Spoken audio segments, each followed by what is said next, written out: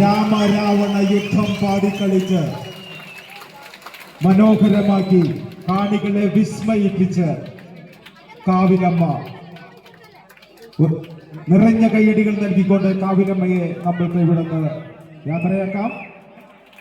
ഒരു വലിയ കയ്യടി കൊടുത്ത് എന്ത് മനോഹരമായാണ് ആ കലാകാരി പാടിയത്.